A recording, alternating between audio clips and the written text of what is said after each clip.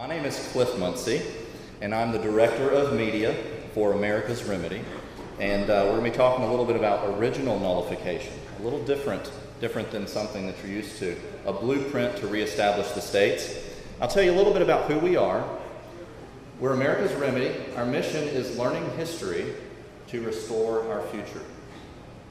America's Remedy is a nonpartisan educational think tank focused on reestablishing America and her demi-sovereign states on a free and constitutional foundation. Our primary goal through education is to ignite a peaceful counter-revolution among the American people and to reclaim our lawful states, or body politics, which were annulled by the Second American Revolution, also known as the Reconstruction Acts. I'll tell you a little bit about our speaker and our founder, John Ainsworth. He's a husband and father of two. He took 2 years off of work in 1995 for study to try to figure out where America went off track. He has over 22 years of study. He's been involved in over 24 cases, and he's been involved in a movement to reestablish the original state of North Carolina.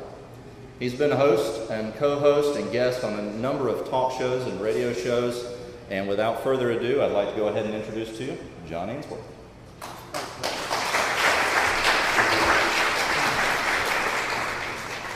Okay, well, again, I want to thank everyone for coming out. Like Cliff said, we're going to challenge you. What we have that's unique is a study it takes to get America back on its lawful foundation. I think we're all in here, we're all in a common cause. America is off its rails, is going in a direction that I think people my age, even younger, older, could have never possibly imagined 30 years ago where we're at. And what I'm here to tell you, what I want to teach you, is some of the things that we've got. The amount of information I'm going to give you is extremely limited of what we've got just because of the time limit we have. But what I want to do is give you a thumbnail sketch to look at how we got off the rails, and I'm going to present a legal argument of how do we get back our constitutional government. And hopefully I'll teach you all things you've never seen before. Now, what our goal is to attack a single root violation of the Constitution to nullify all subsequent violations. So we're nullifiers. But to be a nullifier, you can only attack an unconstitutional act. If Congress has the authority to do something, you can't nullify it. So we are wanting to attack a single root violation, but we've got to find that violation. You know, there's 1,000 hacking at the branches of evil for one who is striking at the root. Right now, the system has got us so successfully divided, we have thousands hacking at little branches here and there and there. I want to get us focused on what is the root cause? Where did we go off the rails here in America? And we're going to provide an outline, and we're going to provide a historical and legal background of what happened. Cliff's going to be doing the remedy and progress made so far, and proposals for a large-scale movement. And what we're going to focus on now is that. I want to tell you a little bit of my story. I started figuring out things were wrong around 1990. And it's like, something's not right here. And it led me on a path. And I'm going to start taking you a little bit down that path to show you where I got my conclusions from and what led me down this path. This is a Senate Report 93-549. This was put out in November 1973, and the title of this is Emergency Power Statutes, Provisions of Federal Law Now in Effect Delegating to the Executive Extraordinary Authority in Times of National Emergency. And I'm just going to read from this first paragraph. Let's just highlight a couple things here. It says, a majority of the people of the United States have lived all their lives under emergency rule. For 40 years, freedoms and governmental procedures guaranteed by the Constitution have, in varying degrees, been abridged by laws brought into force by states of national emergency. How many people here were taught in school that we've lived all our lives under emergency rule? There's the United States Senate report. Do you think this is something that's worthwhile noting? Okay, this is them telling us about it. He says, and in the United States, actions taken by the government in times of great crisis have, from at least the Civil War, in important ways shaped the present phenomenon of a permanent state of national emergency. How many have been told we're in a permanent state of national emergency? And that from at least the Civil War it's been going on. Well, this gives me an idea. Maybe we need to look at the Civil War, and maybe there's more that happened in that time frame. Is the United States Senate a reputable place to get information that's telling on itself? You know, I know we don't have a lot of trust, but they're talking about some serious stuff here. This was not a junior report. This was Adlai Stevenson III, Charles Matthias, Frank Church were the committee members on this. This was the heavy hitters. And let's get another. The Williamsburg Resolve. This is the Republican Governors Conference of 1994, and it says this: here and in other colonial capitals, the nation's founders first debated the idea of independence and the fundamental principles of freedom. Then the challenge to the liberties of the people came from an arrogant, overbearing monarchy across the sea. Today, that challenge comes from our own federal government, a government that has defied and that now ignores virtually every constitutional limit fashioned by the framers to confine its reach and thus guard the freedoms of the people. How many people agree with that? Okay, this, upon two witnesses, we got two witnesses that say the federal government is not operating within its bounds, and we're in a state of national emergency. Well, let's start doing a little bit of study. Let's just understand what a state is. What is a state? What's a state? What's a body politic? They're the same thing. A state is a politically organized body of people under a single government. A state is the people. The people are the state. The people are the body politic. We draft the Constitution, a constitution for a government. That's a government for the people, a government for the state. And here's a little circular thing. The people are the body politic. The people are the sovereignty. The sovereignty resides in the body politic. The state government is the government of the people. The sovereignty resides in the state government. I mean, that's just the people and the state. How many people here feel the people of this state have control and sovereignty over what happens and what laws we're under versus what's forced upon us? You know, redefining marriage. You know, these things, did the people of North Carolina say, we want to do that? Did the people of North Carolina say, we want to get rid of prayer in school? Did the people of North Carolina say, we want to get rid of the... No, all this stuff is forced upon us, and we want to see how this happened. And I'm going to show you it's done by an unconstitutional act, and this is a term that's put out there a lot. Let's just define it. An unconstitutional act is not a law. It confers no rights, it imposes no duties, it affords no protection, it creates no office, it is in legal contemplation, as inoperative as though it had never been passed. Therefore, an unconstitutional act purporting to create an office gives no validity to the acts of persons acting under color of its authority. And that's a Supreme Court case. Now again, what we're going to be looking for and what I'm pointing you people at is an unconstitutional act. We want to find one where we can get legal remedy. And that unconstitutional act has to injure us for us to have standing in court. And let's just look at standing. I'm not going to go through this entire thing. I got it off of Wikipedia just because I didn't want copyright infringements from Lexis, Nexus, and Black's Law and all that. And so basically, standing in court is the term of ability of a party to demonstrate to the court sufficient connection to and harm from the law or action challenged. Okay, so you have to be an injured party to have standing. You have to be able to get remedy from the court. You can't say, those people were injured, I want to have a court, I want to get a court ruling on it. You have to be injured. And so that's the question at the very end of this we want to ask. Who has standing to bring up the constitutional violations I'm going to show you? If the foundations are destroyed, what can the righteous do? How many people here believe our foundations have been destroyed in this country? Okay? Righteous, the morally right, justifiable, virtuous, justifiable. Okay? Oh man, what does the Lord require of you? To do justice, to love mercy, walk humbly with your God. We have to do justice. Not many times does the Bible tell us what are you required to do. Do justice. So if we see an injustice, we have a duty as a morally right people to fix that. Now, I'm going to start showing you what our founders laid out and said would get the cat out of the bag. What is it that would allow the federal government to go from a limited federal government to an unlimited one? How many people feel that that change has happened? We've gone from a limited government to an unlimited one. Well, let's just read what James Madison had to say in the Federalist Papers. This is Federalist 39, and this is the Federalist Papers. They're deciding, do we have a national government or do we have a federal government? Now those terms are pretty much interchangeable. But then it was a big thing. Federal is federation. Nation is one. And what he's saying is that the Constitution is going to operate in a federal and a national aspect. The national aspects are the limited federal rights. We're going to wage war as a nation. We're going to print money as one common money. We're going to treaty with other nations as a nation.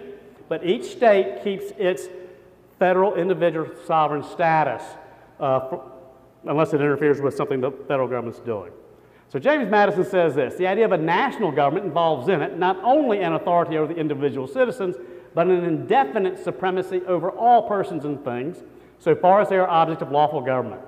Among a people consolidated into one nation, this supremacy is completely vested in the national legislature. In this relation, then, the proposed government cannot be deemed a national one, since its jurisdiction extends to certain enumerated objects only.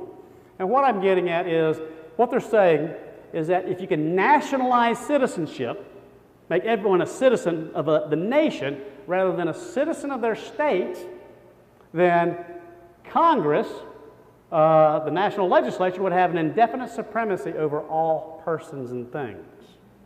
I'm going to show you a little law graph. This is how this nation was originally set up. We were set up, and this is the Creator created. God is the Creator. He created, God's laws, and everything below cannot violate the Creator. Can God's laws violate God? No. Okay, He created man. We're not supposed to violate God's laws, but have we? Yes, we have. We have fallen man. But we're not supposed to violate God or God's laws. God allows us to make our own laws, organize our affairs how we want. In this country, we originally had the original state constitutions.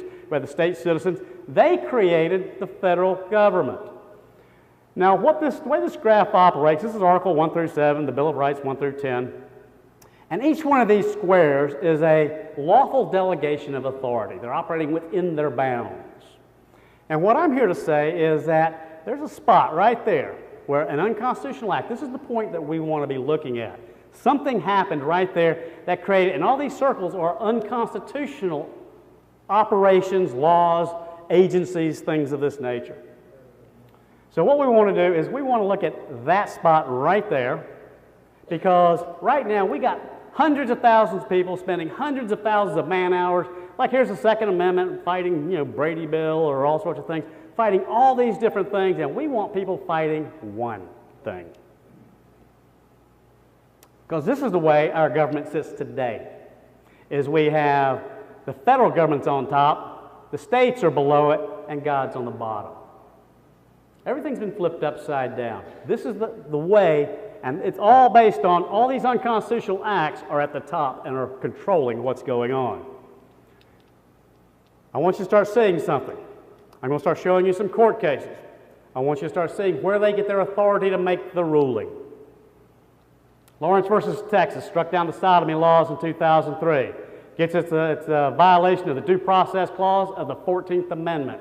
It gets its authority to rule on that based upon a violation of the 14th Amendment. Roe versus Wade violated the Due Process Clause of the 14th Amendment.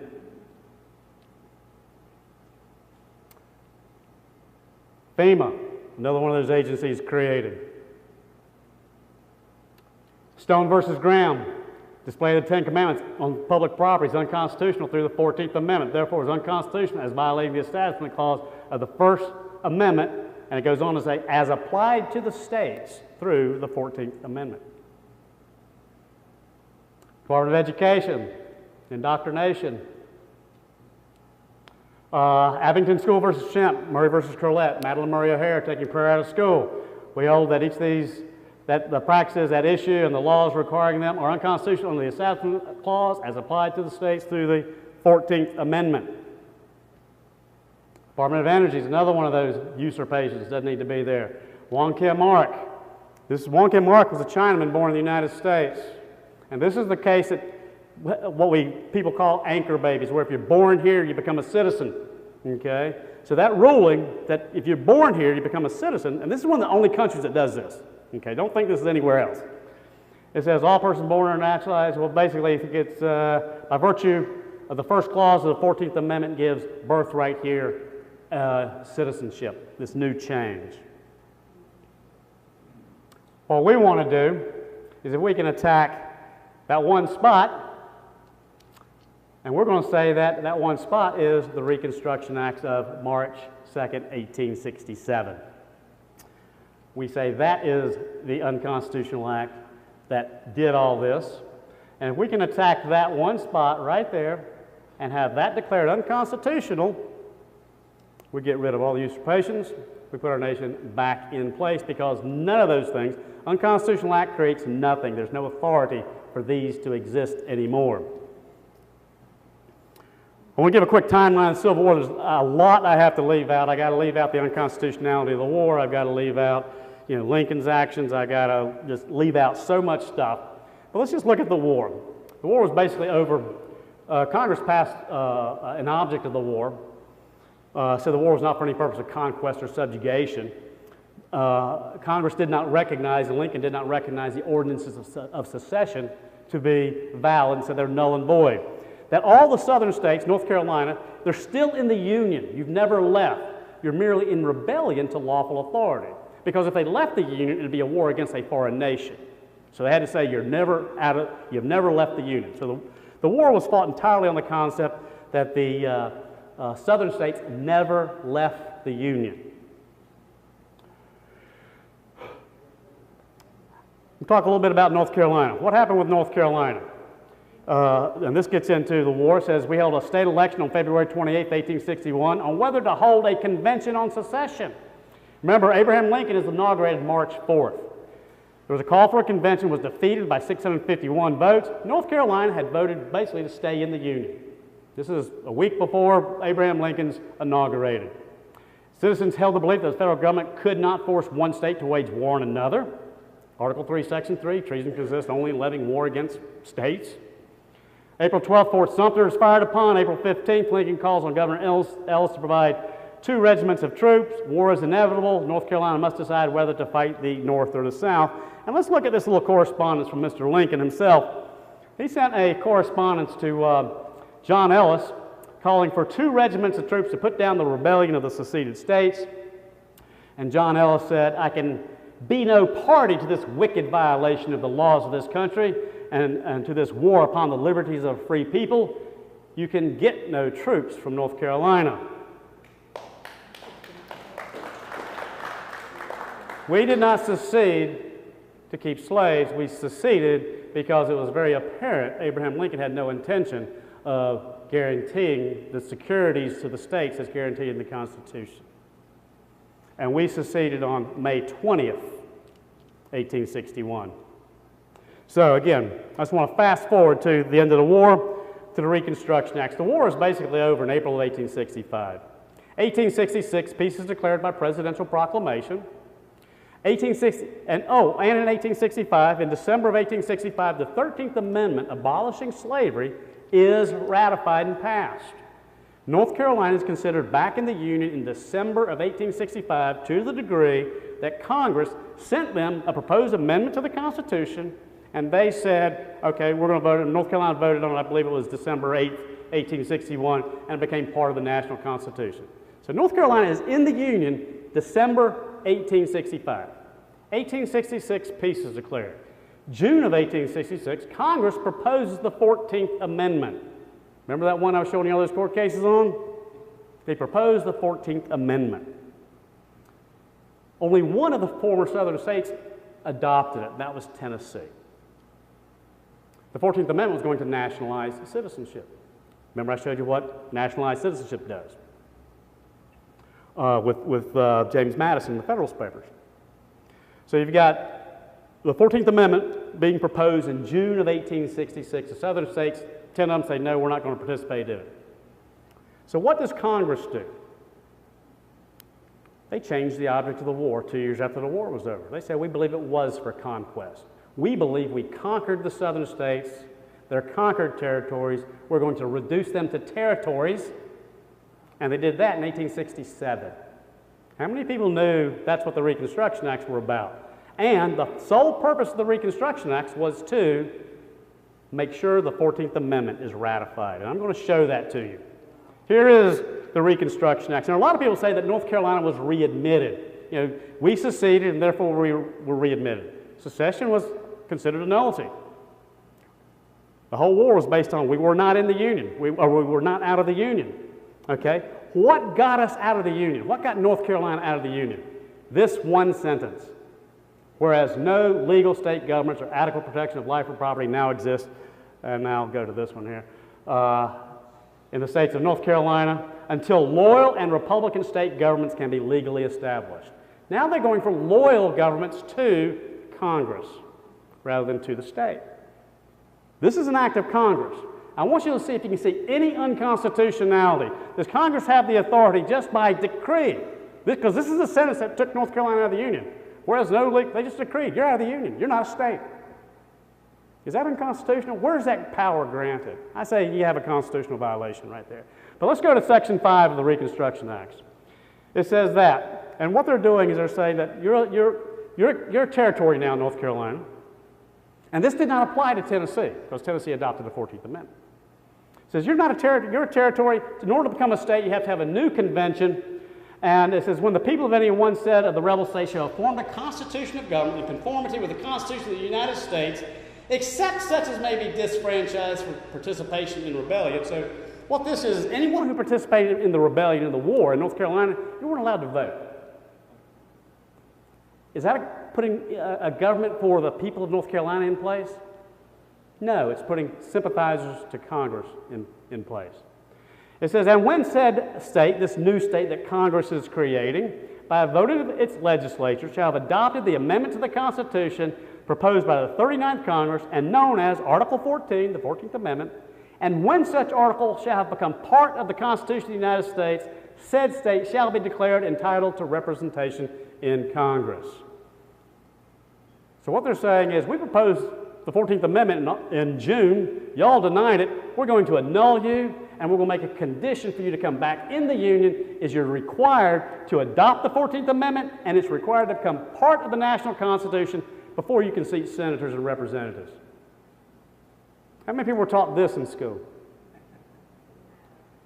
How many people see this as unconstitutional? There's no authority. This is what we're hacking at. They had no authority to do this. Here's Article 5 of the Constitution. How do you amend the Constitution? Congress shall propose amendments to the Constitution which shall be valid for all intents and purposes, provided that no state without its consent shall be deprived of equal suffrage in the Senate. There were no senators sitting in any of those 10 states when this amendment was done. Did it follow the amending process? Is this the way we amend the Constitution? If Congress has enough power to sit there and just declare states nullity until they get the majority that they want? This is what we're living under today. The Journal for the Committee of 15 on Reconstruction. This is the committee that's going to push Reconstruction. I'm going to start showing you this concept of nationalizing citizenship, nationalizing civil rights.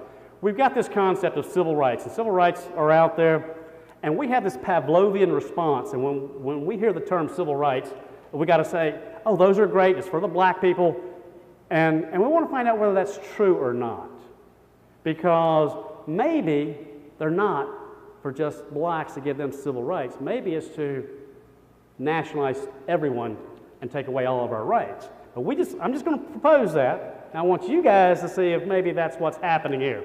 So here is the Journal and the Committee of 15 on Reconstruction. They give a little bio on some of the guys that were on the committee. And this is a bio on John Bingham. And he says, as has been said, he particularly desired to have the civil rights of the individual put in the special keeping of the national government. And it is not too much to say that had it not been for his untiring efforts, the provision for nationalizing civil rights would not have found a place in the 14th Amendment. Sound like they're trying to nationalize citizenship? Civil rights should properly be called national rights. Rights you get from the nation. Let's keep going. James G. Blaine, radical Republican in Congress. He was one of the senators from Maine. He gave a speech in August of 1866. Remember, the 14th Amendment was proposed in June, so this is only a month later. He's going to his constituency. Reconstruction hadn't happened yet. And he says, in making this extension of citizenship, and this is United States citizenship, is what I'm talking about. Are you a United States? This status, that status did not exist when this nation was, or when this federal union was founded. It was created in 1866, this status. So he said, in making this extension of citizenship, we are not confining the breadth and scope of our efforts to the Negro. It is for the white man as well. We intend to make citizenship national. This is a sitting United States congressman. In his autobiography, he goes on. He says, as the vicious theory of state rights had been constantly at enmity with the true spirit of nationality, the organic law of the Republic, which is the Constitution, should be so amended that no standing room for the heresy would be left. The first section of the constitutional amendment, which includes these invaluable provisions, is in fact a new charter of liberty to the citizens of the United States, is the utter destruction of the pestilent heresy of state rights, which constantly menaced the prosperity and even the existence of the Republic, and is the formal bestowment of nationality upon our system. They're proud of this. He goes on. He says, he's talking about these new state constitutions like North Carolina's, this new constitution put into place by Reconstruction. He says, all were ordained in the spirit of liberty, all prohibited the existence of any form of slavery, and all heartily recognized the supreme sovereignty of the national government as having been indisputably established by the overthrow of the rebellion, which was undertaken to confirm the adverse theory of state rights. He's not done. Again, the 14th Amendment, and this gives the opening section of the 14th Amendment, settle all conflicts and contradictions on this question. And the question is, where do your rights come from? Where does your citizenship come from? Does it come from your states, or does it come from Congress? Come from your state or from Congress? He says the opening section settle all conflicts and contradictions on this question by a comprehensive declaration which defined national citizenship and gave to it precedence of the citizenship of a state. All persons born or naturalized in the United States and subject to the jurisdiction thereof are citizens of the United States and of the states wherein they reside. These pregnant words distinctly reverse the origin and character of American citizenship. Instead of a man being a citizen of the United States because he was a citizen of one of the states, he is now made a citizen of any state in which he might choose to reside because he was antecedently a citizen of the United States. The consequences that flowed from this radical change in the basis of citizenship are numerous and weighty. It's a radical change. Well, do you think that something of this nature, maybe there were some constitutional challenges to the Supreme Court? Yes, there were. There were 4 of them. I'm only going to go over 2 of them. This is Georgia v. Stanton. Here's what the Supreme Court ruled. The state of Georgia is going up saying, because what the Reconstruction Acts did, you had the states that were in place, well, they redeployed the military to the states to militarily take them over and control them as a territory, again, 2 years after the war is over. And so the state of Georgia is saying, Supreme Court, you got to stop this deployment of the military into our states. And here's what the Supreme Court said. A bill to restrain the defendants who represent the executive authority of the government from carrying into execution certain acts of Congress, the Reconstruction Acts, inasmuch as such execution would annul and totally abolish the existing state government of Georgia, is not within the jurisdiction of this court.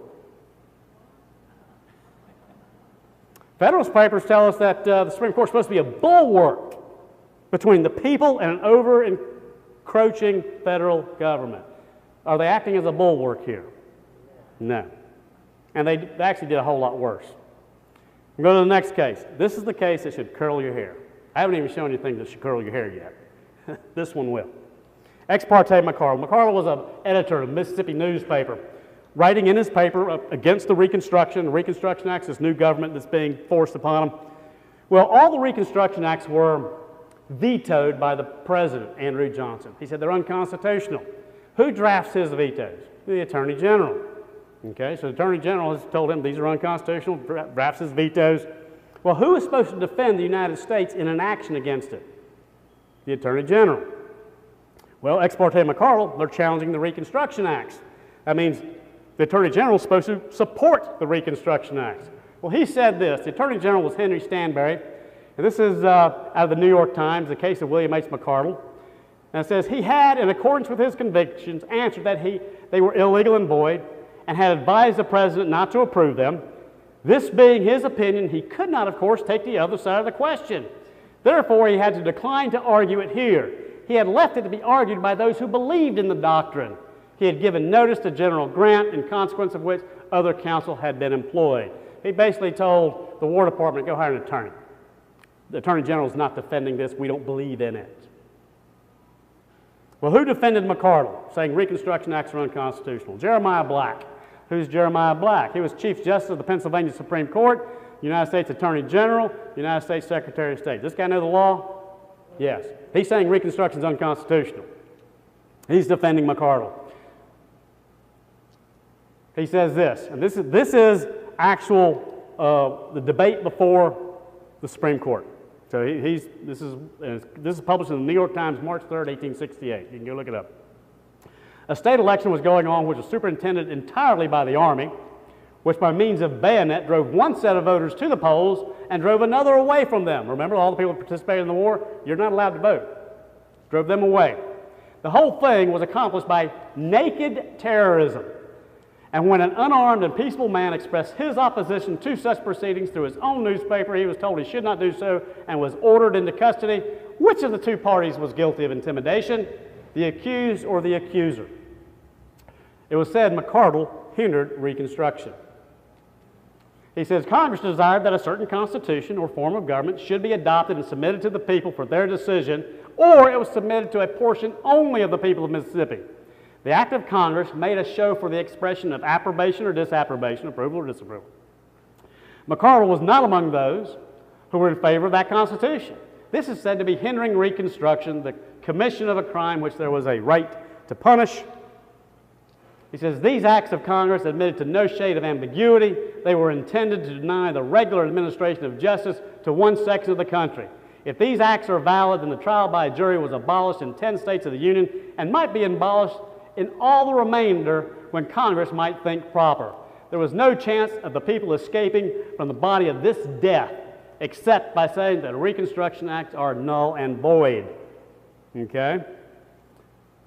He's saying they're null and void. Former Supreme Court Justice, or Chief of the Supreme Court of Pennsylvania. Well, who defended the United States government? A guy by the name of Lyman Trumbull, and he was a senator, a sitting senator from Illinois. What do we think about senators from Illinois in general? I mean, might be some issues there. Senator from Illinois. And basically, he argued that I shall commence what I have to say by denying the jurisdiction of the court to hear this case, and if I establish that proposition, of course, the court cannot entertain jurisdiction of it. The propositions which I have endeavored to maintain are first, that the court has no jurisdiction of the case because the Act of February 5th, 1867 did not authorize the circuit court to take jurisdiction of it. He's basically saying the courts don't have jurisdiction to hear this. He's not arguing they're constitutional. He's just saying the courts don't have jurisdiction to hear it. Who do you think is going to win this case? It was argued for 3 days before the United States Supreme Court. Clearly, there's no constitutionality. So what does Lyman Trumbull do? He's a sitting United States Senator. He goes across the street from the Supreme Court over to the U.S. Congress and gets his buddies together, and they enact a law to take away the jurisdiction of the court to make a ruling on this case. Okay? Let's see how that goes over. This is out of the Congressional Record, actually Congressional Globe at the time. This is his floor debate talking about this legislation that's going to take away the Supreme Court's jurisdiction. He says, in my judgment, there's no such great importance to be attached to it. It's a bill of very little importance in my judgment, and I wish to say to the senator from Maryland that the Supreme Court has not decided that any case is pending before it under the Act of February 5th, 1867. No such decision has been made, nor do I believe any such decision would ever be made. Now, there is no such case that is pending in the Supreme Court, and there has been no such case pending in the Supreme Court. He argued it days before. This is a bald-faced lie. Well, he gets called out. This is Senator Doolittle of Wisconsin. He says, Mr. President, my honorable friend from Illinois seems to think that there is no importance in this measure, that it affects nothing and nobody, that there is no case pending in the Supreme Court which this act will affect, that it is a mistake and a delusion on our part to suppose that there is any such case under the law of 1867. Well, sir, if he be correct in this, why the great haste in pressing the bill? Sir, I apprehend that the honorable senator from Illinois is altogether mistaken in his view, which he now presents, that this is a very important measure, that there is a very important case pending in the Supreme Court under the act which it is now proposed to repeal. The honorable senator himself, as counsel in that court, he argued it, if I am correctly informed, with other counsel, made a motion to dismiss a case pending in the Supreme Court or alleged to be pending under this act, and the court refused to dismiss it. We all know, the whole world knows, this case of McCardle is pending in the Supreme Court, brought up on appeal under the Act of 1867 from the Circuit Court of Mississippi, and that case has been argued by eminent counsel, and that it is pending. It is important because the case involves the constitutionality of the Reconstruction Acts. It involves the constitutionality of these acts which have been passed by Congress. If there be no such case before the court, why does the honorable senator desire to pass a bill to take away jurisdiction of a case which does not exist? Mr. President, the truth is, and we may as well look it square in the face, is because men know that these acts will be decided to be unconstitutional. That is the reason why they desire to take away from the court the consideration of the question. Now, let's fast forward to where we are today. There's a book, Landmark Cases of the Supreme Court, modern book, and this is how it summarizes the arguments on behalf. This is the McCardle case, and it summarizes it with this. It says, while the case was under advisement, Congress passed an act taking away the jurisdiction of the Supreme Court as defined by the Act of February 1867 in cases of habeas corpus, and the appeal was therefore dismissed for want of jurisdiction. McCardle was thereupon discharged, and this is what I want everyone to read. And no further attempt has been made to test the constitutionality of the Reconstruction Acts, which nationalized citizenship and gave Congress supreme sovereignty over all people. What we're about is outside the box, challenging the constitutionality of Reconstruction. Who's the injured party in Reconstruction when they annul the states? Original state citizens. Are United States citizens an injured party? No, they're a creation of Reconstruction. They're a beneficiary of the law. Okay? The injured parties are the original states. Are any original states in place today? One, us. Okay? And we're challenging this. I'm going to go one step further. Do y'all mind if we go just a little bit longer than we normally were supposed to go? Thank you. Let's look at North Carolina. How was this government of North Carolina from the original Constitution to this new Constitution? How was it changed? What actions took place? This is a military order. This is a military order from Brevet Lieutenant Colonel, United States Army, Williams, to Jonathan Worth, Governor of North Carolina, talking about General Order number 120, removing him from office. Military order is removing the governor of North Carolina from office. And he sends that to the governor. How many people have ever been taught about the surrender letter of the state of North Carolina? Never. Okay, good. Got one. Okay. Here it is. July 1st, 1868. When was the war over? 1865. North Carolina was considered back in the Union in 1865. 1866 we were considered in the Union. 1867 they annulled us, and now, 1868, something's about to happen. Here's the text of this letter. I'm just going to read the one section of it, because this is the surrender of the original state. And what's a state? That's the body politic and everything, and their government of North Carolina. He says, and it's from the governor of North Carolina to the governor of North Carolina. Okay? He says, I do not recognize the validity of the late election under which you and those cooperating with you claim to be invested with the civil government of the state. You have no evidence of your election save the certificate of a Major General of the United States Army. I regard all of you as, in effect, appointees of the military power of the United States and not as deriving your powers from the consent of those you claim to govern.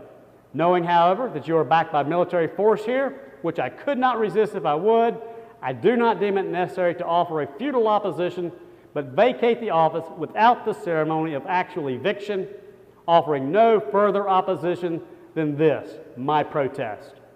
I would submit to actual expulsion in order to bring before the Supreme Court of the United States the question as to the constitutionality of the legislation on which you claim to be the rightful governor of the state, if the past action of that tribunal furnished any hope of a speedy trial. We saw what the Supreme Court was doing. He's not getting a lot of hope by looking at the Supreme Court. He says, I surrendered the office to you under what I deem military duress, without stopping, as the occasion would well justify, to comment upon the singular coincidence that the present state government is surrendered, as without legality to him whose own official sanction but 3 years ago declared it valid. Anybody see a legal challenge that could come up here? See anything illegal that happened in this time frame that we might have some remedy and we can get back to our lawful foundation? Is the law a radical way to redress your rights and get your rights vindicated? All we've got is a legal argument, but you have to have standing, injured party, you have to have states. Well, remember that said that has never got before the Supreme Court, has never been challenged? We got it to the Supreme Court in January of 2012. And I'm not going to go over a lot of it, but this is, did Congress exceed its limited and enumerated powers when, through the Reconstruction Act, it authorized military force to nullify the constitutional government of North Carolina? We got this to the United States Supreme Court in 2012. They chose not to hear it. You know, they get to pick and choose what they want to hear. These are the parties. The petitioner, and again, this is one of our citizens. He was declared a citizen of the original state of North Carolina. His oath of allegiance was to the original Constitution of North Carolina, because he does not recognize the Constitution that was put in place by Reconstruction, which is the one still in operation. And I know we got a lot of politicians in here and stuff, but we got to call it, you know, the truth. We're going to get remedy when we all learn what the truth is. And let's look at some of the Supreme Court rulings on the 14th Amendment. Elk versus Wilkins, 1884. The persons declared to be citizens are all persons born or naturalized in the United States and subject to the jurisdiction thereof. The evident meaning of these last words is not merely subject in some respect or degree to the jurisdiction of the United States, and we're talking about United States citizens, but completely subject to their political jurisdiction and owing them direct and immediate allegiance. And let's just do a little quick recap. The idea of a national government involves in it an indefinite supremacy over all persons and things. This supremacy is completely vested in the national legislature. This is our problem. This is how they got a hold of us. We have to attack this. We don't have enough time to go through all the information that we've got. Believe it or not, I've got 10 times more information than this to help flush all this stuff out. Show a little quick video here. If we did have national government or national citizenship, how much power would the federal government have over the individual citizen? You get nationalized citizenship. They would have an indefinite supremacy over all persons and things. This is what our founding fathers said would happen if it evolved into that. Was the 14th Amendment and Reconstruction Acts designed for the freed slaves, or were they designed to nationalize citizenship? That's what we've got to try to decide. Well, let's go to the writings. James G. Blaine, he was one of the representatives in Congress. He says, and in making this extension of citizenship, we are not confining the breadth and scope of our efforts to the Negro. It is for the white man as well. We intend to make citizenship national. Okay? He also said this in his books, in his autobiography. He says, as the vicious theory of state rights had been constantly at enmity with the true spirit of nationality, the organic law of the Republic, which is the Constitution, should be so amended that no standing room for the heresy would be left. Because get rid of state rights. Again, if you get rid of state citizenship, make everyone a citizen of Congress, there are no independent states. They're all composed of United States citizens rather than North Carolinians, South Carolinians, Virginians. Lawrence versus Texas, which struck down the sodomy laws, it violated the Due Process Clause of the 14th Amendment of the Constitution. Roe versus Wade. State criminal abortion law violated the Due Process Clause of the 14th Amendment. Stone versus Graham, it takes away the 10 Commandments, violation of the 14th Amendment. Abington School versus Shemp, same thing. Again, they get their power to make the ruling through the 14th Amendment. The idea of a national government involves in it an authority over the individual citizens and an indefinite supremacy over all persons and things. This supremacy is completely vested in the national legislature. But he said that's not what the intention was. But now, that's what we've got. We have two directions we can go in. We can say, this is water under the bridge. Nothing we can do about it. So therefore, here we are. We've just got to do the best we can in this situation. But the problem with that is, we're always looking at the original intent of the Constitution, saying we've got those rights when they're really overthrown by this legislation.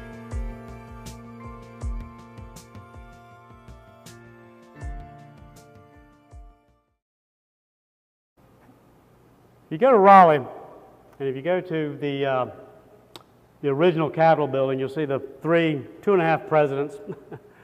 Andrew Jackson's kind of claimed by South Carolina too. 2.5 presidents from North Carolina. You'll see James K. Polk, Andrew Jackson, Andrew Johnson. Here's Andrew Johnson. I want you to look at what he's got holding in his hand. It's the Constitution. Remember, he's the one that vetoed all these acts.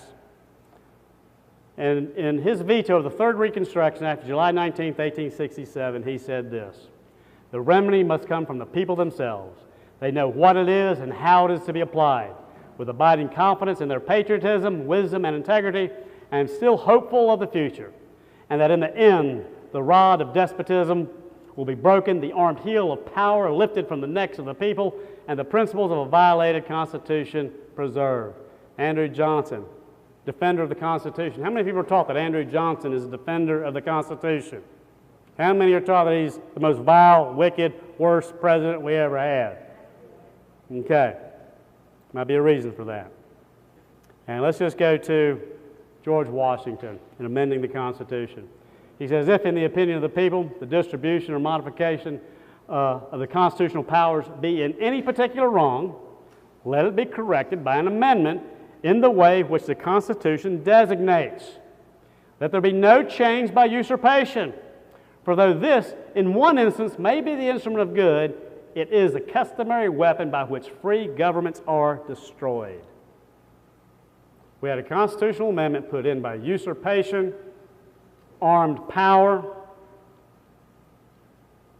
It destroyed free governments. How many people feel you have a free government in North Carolina? We don't. We're trying to get people to get together and learn this so that we can get our states back and out of the grip of the federal government. And I'm going to turn it over to Cliff. Thank you, John.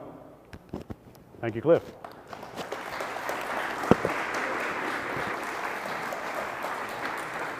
How many here think that John built a pretty good case against Reconstruction and the nationalization of citizenship?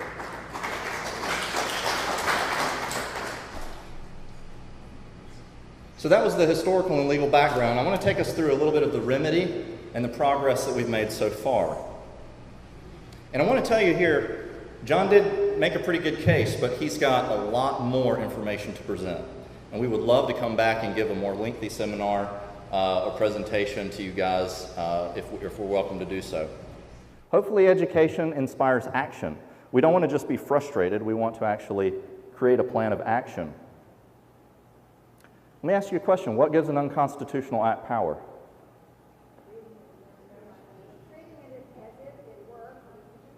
Treating it as if it were constitutional. That's a good answer. How about obedience?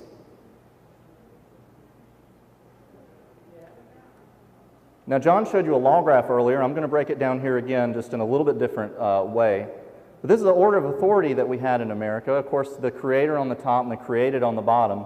We had God. God created man. Man organizes himself in states composed of state citizens. And we had states that were over the federal government. They gave the federal government a very specific, limited list of enumerated powers. Now, with Reconstruction and the 14th Amendment, the nationalization of citizenship, we flipped this arrangement completely upside down, where the federal government is on the top, states are on the bottom, citizenship is nationalized, and we want to wipe God off the map. So who are these little red people? These are United States citizens. We are giving aid and comfort in our participation in the original revolution. How do we remedy a revolution? What's the opposite of revolution? Well, in order to get back to a federal union, a true federal union, where we have loyal state citizens from what we have today, which is a nation in which every state is composed of national U.S. citizens, in order to go from what we have today to what we had then, we want to reverse the revolution. We want to have a counter-revolution. We want to reestablish lawful states. And by reestablishing lawful states, do we remember what the definition of a state is? People. We want to reestablish ourselves because we want to obey only what's constitutional. It's a little backwards way of thinking from the way we normally think. So we realized this in 1997. We reestablished the original de jure state of North Carolina. So that sounds pretty out of the box. Well, let me explain it. Has anyone ever heard that 2 states called North Carolina have entered the American Union? John hit on it just a moment ago. But 2 states called North Carolina have entered the American Union. This was the original state for the freemen, for free people of North Carolina. It was the 12th state to enter the American Union. And we've seen this flag here. This one entered June 25th, 1868. You remember when Reconstruction happened, 1867, 68. This was the 39th state to enter the American Union. And this one is for U.S. citizens residing in North Carolina. If you go back to the constitutions of these states, this is the wording that you will see and who these states are ordained for. So this is the difference in these two-body politics. Now, as John's illustrated just a minute ago, the one on the left here we would refer to as de jure, and the one on the right we would refer to as de facto. De jure is a lawful term. This was of the consent of the governed. And de facto meaning that it's of fact. It's actually here in existence and it's being recognized, but it's not necessarily put in place lawfully. So based on this determination and the things that John has talked about, in 1997 we reestablished the original state of North Carolina. Okay, so how do you reestablish a state? Well, we base this a lot on the Declaration of Independence, very grassroots originating type of document here. And we composed a Declaration of Reestablishment. This is the Declaration of Reestablishment for the state of North Carolina, titled the North Carolina American Republic to keep it different in name from the de facto state. This is our Declaration of Reestablishment. You can see some signatures there and the seal. I want to read you just a little bit of this document to give you an idea of what it says. And this is available, if you want to look it up, it's available at ncrepublic.org if you would like to read the entire Declaration of Reestablishment. We, the inhabitants of North Carolina, know it is our duty and our right to reestablish North Carolina and to set an example for the nation to witness the reestablishment of a republic of free sovereign people, peacefully, openly, and without violence, in a manner never before seen in history. The reestablished state of North Carolina, the North Carolina American Republic. We gave notice. We actually sent notice to Governor Jim Hunt at the time and Bill Clinton. John can tell you some very interesting stories about certain people coming to knock on his door, and those are some fascinating stories. We established under the pre-Reconstruction Constitution of December 18, 1776. We hold regular elections. We have taxes and the Treasury. We have officers and representatives. We have regular public meetings, and we have citizens around the state. How many people knew that not only was there another state of North Carolina operating here, but that we do have citizens of that other state here? Those citizens bring legal challenges, and we have been at every level of the judicial system. John also showed you that we had a case approaching the Supreme Court as well. So here we are. We have a fairly small group. How many have ever actually heard of the North Carolina American Republic in this room? I'm not seeing any hands. Let the record show. So fairly small group of people. Is our goal to get a ruling? Are we just going to go into the court system, we're going to show them all these fascinating facts, and they're going to say, okay, guys, you're right, here are the keys. We give up. No, not quite. Our goals are twofold. Number one, by doing this, we're building a record. So we're building a legal record. You can actually go, again, to ncrepublic.org, and you can see our citizen court cases and what we've been doing with that. We have all kinds of different results. I'm not going to get into those today, but we'd be glad to tell you about those, again, if you guys invite us back. Our other point is that we want to bring awareness. We want publicity for these things. When we go in there, we don't want just 2 or 3 people showing up to the courthouse. We want 20, 30, 50, 500. We want a lot of people showing up to these things. Let's put more pressure on the system. So what's our end game? I had a lady ask us this the other day. What's your end game? So I thought, you know what? I'm going to put this question in here. Our end game is to see every state reestablish. It is, after all, America's remedy and not just North Carolina's remedy. Which leads me to our last point today, a proposal for a large-scale movement. This is a concept I'd like for you to bring to you guys today. So what are our hurdles moving forward? I told you we're a fairly small group, and some of our hurdles, which we realize, and there are many hurdles that we realize, and I'm sure you guys could come up with some other hurdles. But I want to identify with 2 today. First of all is education. How many people knew that Reconstruction and national citizenship, most people are proud to be called U.S. citizens. You know, how many people believe that that's actually a bad thing? So education, we need education on this stuff. I went to a private school. My wife was homeschooled. First time we saw John, my wife ended up in tears. She didn't realize the things about Lincoln that John was teaching. She didn't realize the things about Reconstruction. She's probably going to get at me later for telling this information. But so education, we need education. We've got a few ideas for education. One thing is we want to get into the homeschool movement. And we've got a curriculum in progress, but we need help with that. And so we're here to recruit. We're here to recruit folks to help us and to help us develop this movement. Educators and materials. I highly encourage you before you leave to go by our table and check out some of our books and our videos. We've got DVDs. We've got a lot of online resources. Has anybody checked out our YouTube channel here? Anybody? We've got a ton of videos on there, and we try to tape these presentations so that folks can share them all around.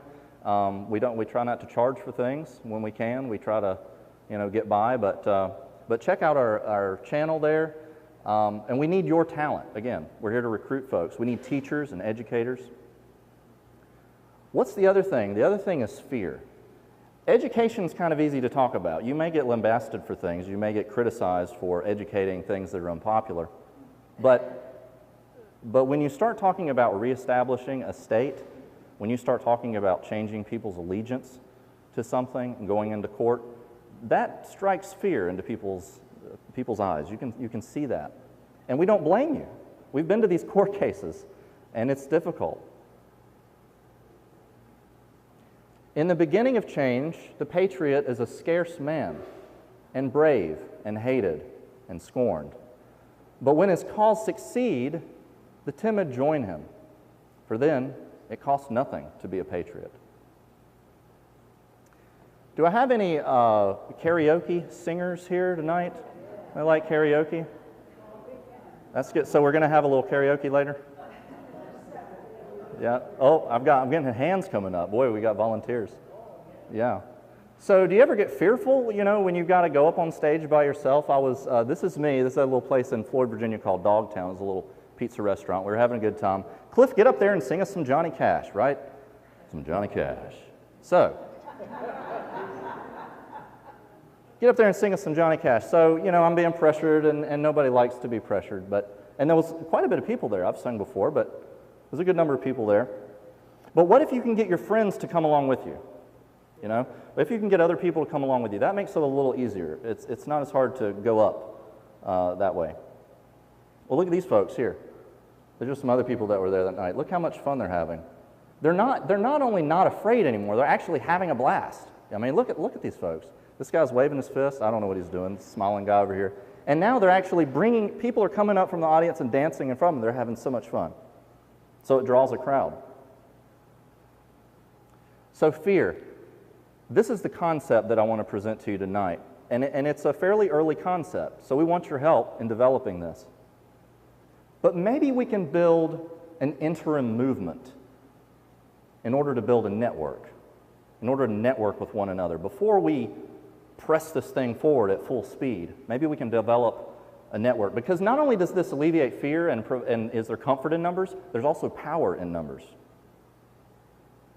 Has anyone ever heard of the New Hampshire Free State Project? Anybody familiar with that? Okay.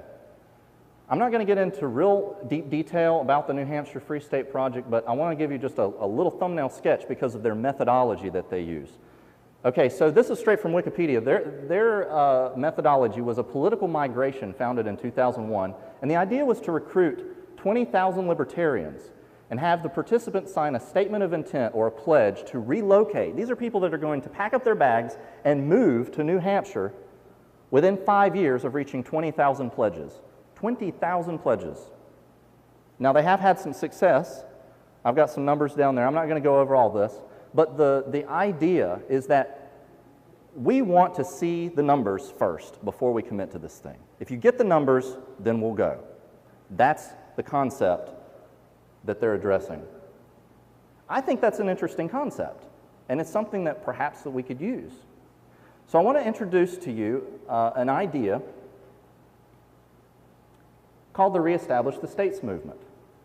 Now again, this is a concept, but just imagine that process being applied to what we're talking about today, an interim movement whereby folks visit a website, you've got marketing, a lot of information exchange being involved. Yes, I will reclaim citizenship in my reestablished state, my body politic that you guys are working on here, when 50,000 pledges are reached. Now 50,000 sounds like a lot. We've always said 1/2 of 1%, 0.5% of the North Carolina population. But it could be any number. We're not set on that.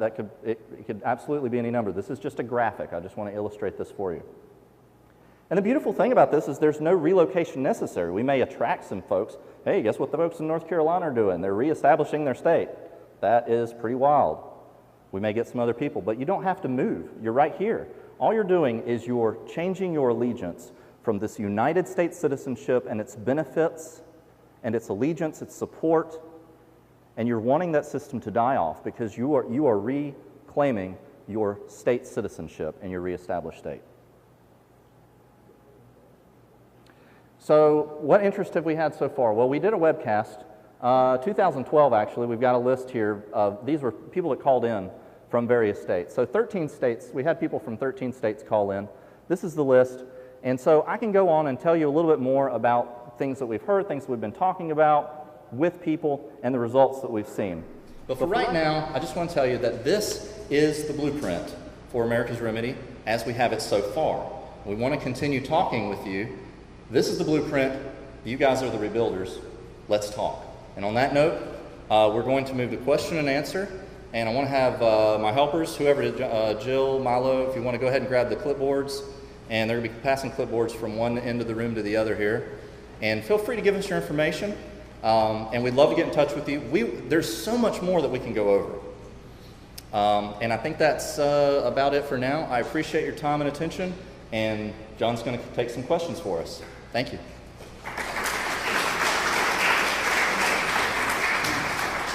One quick note, just how many people who know Larry Pittman? How many saw the little lightning rod thing where he said the Civil War was unconstitutional? Did y'all see that? Article published in the Raleigh News and Observer. What was the response that was in the Raleigh News and Observer when they got their historians? They never said it was constitutional. They said it was necessary. So you got to look at these things. They're going around this stuff. They never claim it's constitutional. But go ahead, let's take another question. What was the criteria for the interest in those states that were listed? It was surprising to see California there when they want to become a sanctuary state. I don't see them. Well, you got to remember, this is not the state legislature coming to us and telling us, oh, we're interested. These are citizens just like you guys. Oh, these numbers, it's interest only is what I would say at this moment. They are not in a position to reestablish. These are, we start getting callers in, people start, but everyone wants to see movement. What we're looking for is, we're getting these places because our issue is we're challenging jurisdiction. This is our legal argument. Who has the authority to exercise lawful constitutional jurisdiction over the soil of North Carolina? The United States citizens created by Congress that they put in here by military force, or the free people of North Carolina that established the Constitution of 1776, because they were vacated by the United States military. and this new group, well, in order to have that injured party, in order to have standing in law, we've got to put that group of people back in place saying we have authority. And to give you an example of how we're framing our cases here is, I don't have a driver's license, okay? So I go into court and say, I don't need one.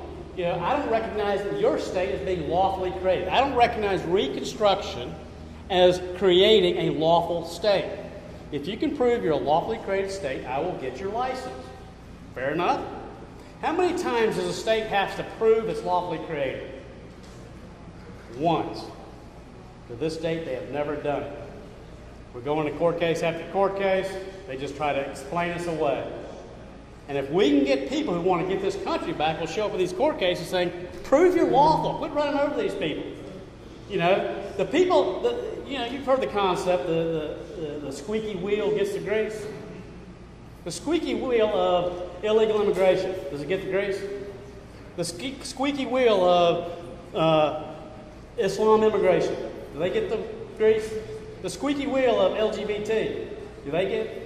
When are we going to be the squeaky wheel? When are we going to say, we're standing up and we're demanding our rights back? And when we can get to that point, the problem is we've never had a solid foundation upon which we could stand.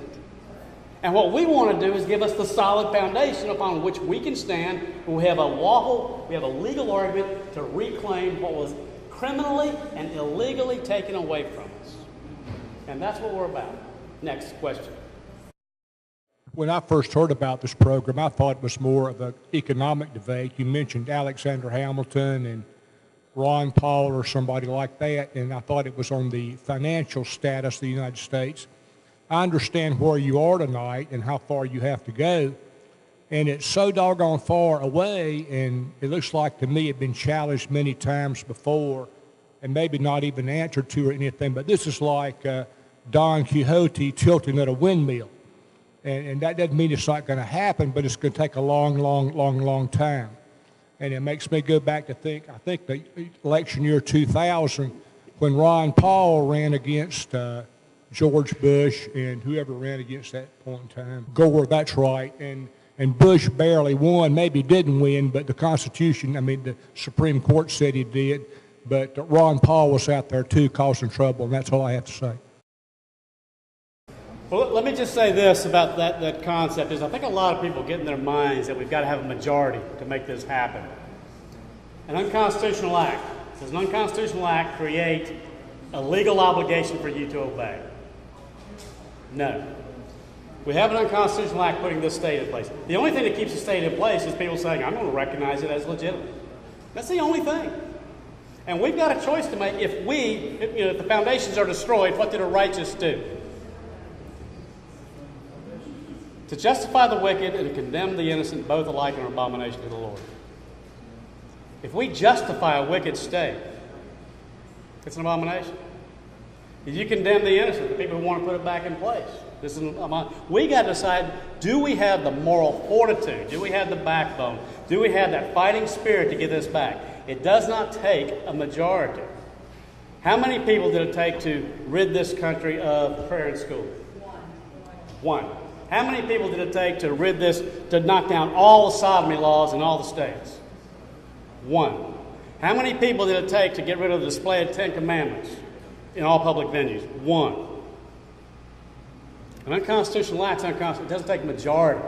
It takes people willing to stand up for it. And so, you're right, it could be a Don Quixote. If we sit on our hands, we're creating a vacuum because nobody's doing anything. But that's a conscious choice. Sitting on the fence is a conscious choice to go along with the direction it's going in.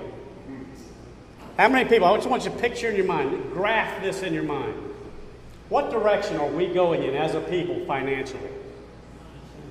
What direction are we going in as a people morally? What direction are we going into as a people liberty-wise? Okay? We can ride that train. Where's it going to go? Are we going to give our hope to the Republican Party that they're going to turn this thing around? I'm not talking about slow it down. I'm talking about stop it and take it back. The remedy comes from the people. When we empower ourselves that we want to get this country back, we can start getting it back. But it takes standing up. And we are an abused people. We are so used to just saying, accepting all this stuff, these unconstitutional acts. The stuff they're telling our daughters they got to let guys come into their showers and lockers. What are we doing about this, people?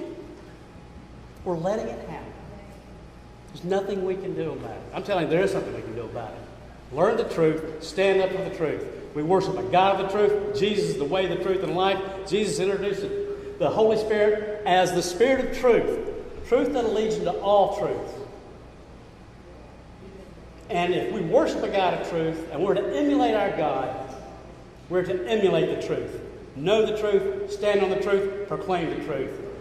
Stand up for justice, stand against injustice. These are what we're required to do. I believe. Well, first of all, I want to thank you for opening my eyes to a lot of history that I didn't know and I intend to study further. I feel that about a lot of your presentation. I intend to study further. But when you first got started pointing out all the things that had been unconstitutionally adopted, actions taken, and pointed most of it to the 14th Amendment, virtually all of it, I thought what you were going to suggest is some way of repealing the 14th Amendment and replacing it with something else. I feel pretty darn confused. You've managed to do that. But I don't really understand what's wrong with being proud of being a U.S. citizen. I think anybody in America should be proud of being a U.S. citizen. And I served a lot of time in the military, and I didn't care whether somebody came from Mississippi or Massachusetts or New York or New Jersey or where they came from, if they were a good, strong American and would, have my back when I needed it, that sort of thing. So that's the main question I want to ask. Why couldn't you have chosen a course to attack the 14th Amendment more directly rather than trying to reestablish all the separate states, which I agree from what you've already told us, have been unconstitutionally established by those territories. That never should have happened, but it did happen, and now we are in the United States as U.S. citizens. I think we'd do a lot better to try to fix what we find wrong with the United States rather than trying to reestablish a confederacy. Well, we're not about reestablishing a confederacy. This has nothing to do with reestablishing the confederacy. This is actually putting the Union back in order. Okay, John, I said I need to study more. That was a great question. I mean, the issue is attacking the United States citizenship status. This is the confusion we live in today, is we look back at the Constitution. Who was the Constitution designed to protect? States and state citizens, right? That's what made it a limited government. What makes it an unlimited government? If all the citizens of the states can be converted to national citizenship. This term, United States citizen, never existed at the founding of this country. It did not exist. It was a creation of an act of 1866 put into place through the 14th Amendment, which nationalized citizenship. As a U.S. citizen, the federal government has supreme sovereignty over you. There are no states' rights. Okay? Nullification is only if you can nullify a unconstitutional act. Huh? Well, here's what the United States federal courts have ruled on United States citizenship. U.S. versus Valentine. The only absolute and unqualified right of a United States citizen is the residence within the territorial boundaries of the United States. The only absolute and unqualified right of a United States citizen is to residence within the territorial boundaries. Well, but here's the way the law works. The law works that whenever Congress passes a law, all laws, according to the courts, are supposed to be deemed lawful and constitutional. And they've got a rule on it as if it is, until it's challenged to be unconstitutional. That's just the way the courts work. Otherwise, the courts are always... So the courts are making all these rulings upon the basis that the 14th Amendment and Reconstruction were lawful and constitutional. They're saying that's a legitimate authority Congress exercised. So now we have to interpret what are the rights of United States citizens. To give you an idea of how this works. Prior to this, We had citizens of North Carolina, citizens of South Carolina, citizens of Texas, blah, blah, blah. Not United States citizens. Well, the citizens of Texas could say, we say abortion is illegal. Citizen of New York could say, we say abortion is lawful. They could do that. That's state rights. Because as individual states, they could decide that. But when you make them both United States citizens, and you rule that a United States citizen has a right to an abortion, how many states are composed of United States citizens? All of them. So all of a sudden that ruling goes say all states, because you're all United States citizens. You're not state citizens anymore. Think of the European Union. You know, you got France, you got Italy, you got Germany. They all get to do whatever they want, kind of like the United States was originally. It's a union, but they all kind of keep their sovereignty. Let's change them all to European citizens. They're not Frenchmen anymore. They're just European citizens. Now, if you have a right to be a European citizen to an abortion or whatever, this is where the doctrine of in one nation, you got the same rights in another nation. This is where this doctrine of equality, you know, that these things put into place is everyone is equal under the 14th Amendment, which means it used to be like North Carolina, Article 32. Article 32 of the original North Carolina Constitution, you were required to be a Christian to hold office. That was taken away by Reconstruction. It's still actually in the current Constitution. Believe in God. Belief in God. Article 32 said you were required to believe in the truth of the Protestant religion and the divine authority of the Old and New Testament. Not a belief in God, because a belief in God can be a generic concept. South Carolina originally said that the Christian Protestant religion is hereby declared deemed to be the official religion of the state. That's taken out by Reconstruction. So our Christian heritage is taken out by Reconstruction. Because now it says everyone's equal. And that's why you can't have the display of the Ten Commandments, because if everyone's equal, and you have an atheist or a Muslim or whatever, and they see the Christian Ten Commandments there, I don't feel good about that. Why can't we repeal? Oh, why can't we repeal? Do you understand what I'm saying? I mean, and so why can't we repeal the 14th Amendment? Well, then you would annul your status. You know, think of it this way. Think of France during World War II, when the Vichy government came in. You got France, the Nazis come in. They want a Nazi-sympathizing government in there, right? They want the government that's going to support them. What happened to the Free French government? They're displaced. France is still composed of Frenchmen. But now their allegiance has changed to a different sovereign. Rather than to themselves, it was to Berlin, as long as they didn't want to get, shot. Okay? So that's what you got going on. So here we have a change of allegiance. Our allegiance now is not to our state as a United States citizen. Your allegiance as a United States citizen is to the national government, and they become the sovereign. They created you. Your status was created by the United States Congress by the act of April 4th, 1866. Your status was created. A United States citizen's status was created by Congress. A state citizen's status was existing before the Constitution. They created the federal Constitution. I mean, that's kind of... Now, how many people think this is one of the most controversial topics you've ever heard before? It has definitely the tenets. Okay, Nancy. Yes, ma'am. I wonder how many people are aware that the Section 5 of the Constitution of North Carolina says every citizen of this state owes paramount allegiance to the Constitution and government of the United States. And no law or ordinance of the state in contravention or subversion thereof can have any binding force. I really think that we need to get rid of Section 5 and Section 6 of the North Carolina Constitution. And now I know that was put in there and was with a gun to somebody's head to allow North Carolina to come back into a union, which I'm not so sure that was probably the smartest thing to do. But that's just me. But this really bothers me. I mean, every time I read this, I get really ticked off. I don't think that was a question. But. Well, again, I think one of the things, I know we present a lot of information here, and I know it can get confusing, and it's kind of like getting a lot of information out of a fire hydrant, It's tough. What I wanted to do today the concept we wanted to put out is there is a legal argument that we can exploit if we want to. We're exploiting it. Okay, we're trying to fight to get this country back.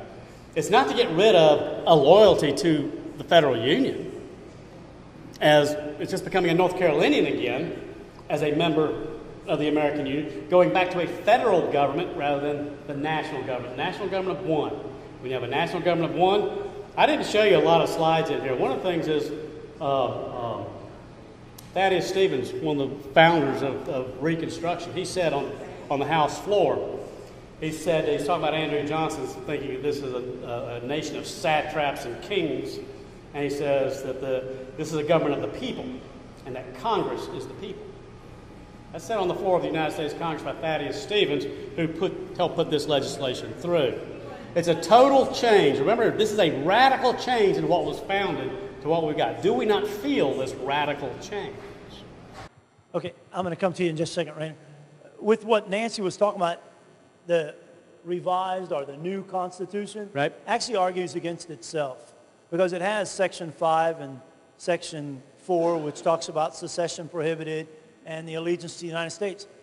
All the while, Section 2 says sovereignty rests with the people that are governed. So, in my opinion, even our current legislators could use Section 2 to throw out Sections 4 and 5 if they had the courage. But you can put a little twist in there. You want to get rid of the whole thing and go back to the original one. I'm okay with that too, but 4 and 5 have no merit if 2 is valid. Either 2 is valid and 4 and 5 are meaningless, or 4 and 5 exist and 2 is debunked. I'm with you. I think we need to look elsewhere. Well, we've got a whole talk we can do on the lawfulness of secession and what's the history of secession. Again, we can't go through every issue here. And think about it. When you go to the legal books nowadays, they said the issue of secession was settled by the war. I mean, you read that all the time. It's written everywhere. Okay, well, right, absolutely. Dan's point about the business of owing our allegiance to the government of the United States, and that there was another one in there that was similar. Michael Speciale put forth bills, 5 of them, to alter the Constitution, and that was one of the things that would have been removed. Unfortunately, this last General Assembly didn't do it. I am in total sympathy with what you want to do. I am uncomfortable with the methodology, but so far as the goal is concerned, my Lord, I'm with you 100%. Well, thank you. And let me just address the methodology real quick, is that what the law says, if there's an unconstitutional act, and you believe it's unconstitutional, you are to disobey it.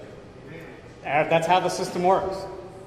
And I believe this is unconstitutional. I believe this Reconstruction Act, the state they put into place at the point of bayonets, driving one set of voters away from the polls and another set to the polls, dictated by the United States Congress and the United States military, was illegal. It's a nullity and void. And so therefore, I got to do what McCardle does. I don't agree with it. I'm challenging it. They had the obligation in law to prove that was lawful. But the only way to challenge Reconstruction is you have to have standing. The only people injured by Reconstruction were citizens of the original states. Yes?